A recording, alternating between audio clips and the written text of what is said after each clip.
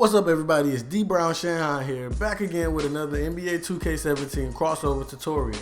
And the move I got for you guys today, it's not one that you go to consistently, or it's not something you do a lot.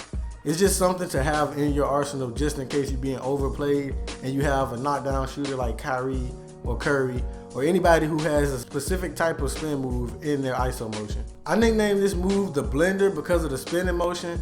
And everybody can do it, but certain people have better versions of it than others.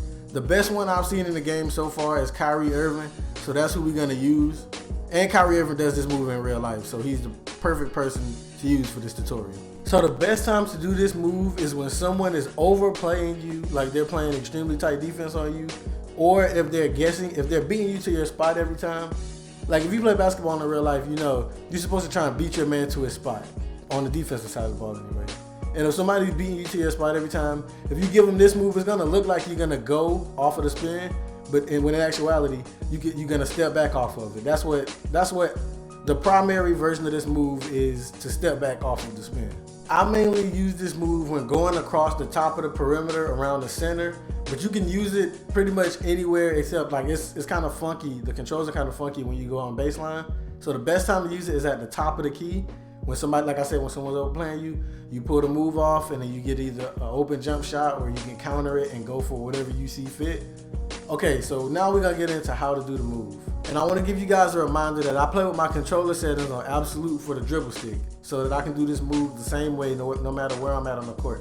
So to do this move, you wanna spin the right analog stick in the direction of the ball hand. Say if you have the ball in your right hand, if you're dribbling with the right hand, you want to spin it in the top right corner towards where the ball is being dribbled, so that he does, instead of doing a spin going the opposite way, he spins in the same direction and it'll end up in the same hand. And make sure you spin it in the corner of the ball hand.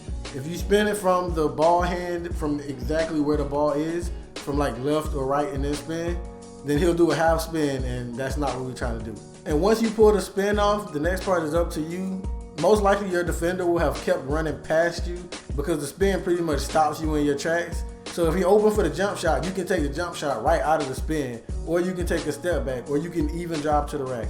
Pretty much with all my moves, there's always a counter and there's always multiple options out of the move.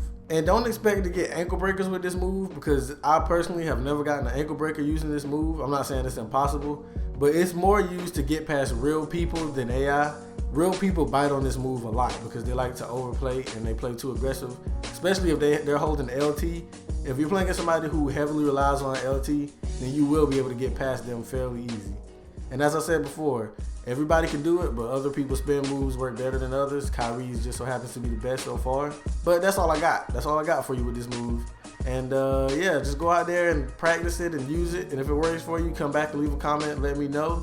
And if you find this video helpful, be sure to like, and if you haven't already, go ahead and subscribe to the channel. And until next time, I'm D Brown Shanghai, and I'm up out of here.